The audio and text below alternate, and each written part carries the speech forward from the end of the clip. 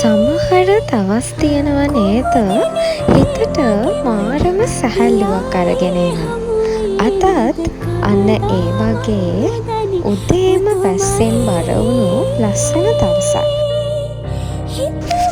Psychology වලදී කියනවා අපේ ජීවිතයට ලැබෙන ලොකුම බ්ලෙසිං එකක් තමයි අපේ මනසට සුවයක් සැනසීමක් ගේන මිනිස්සු අපි ළඟ එකතු වෙන එක කියලා. ඉතින් මේ ජීවිතේ අපිට හැම දෙයක්ම තියන අයට වඩා ඕන වෙන්නේ අපේ හිත රිදුණු වෙලාවට ඒක තේරුම් ගන්න පුළුවන් හිත හොඳ මිනිස්සු. අනිත් හැම දෙයකටම වඩා ඒ වගේ අයගේ ආදරය හරිම වටිනවා.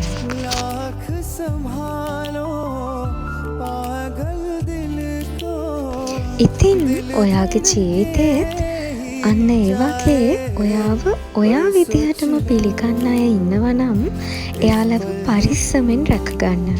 මොකද මේ කාලේ ඒ වගේ ලස්සන හිත් තියෙන මිනිස්සු හරිම අඩුයි.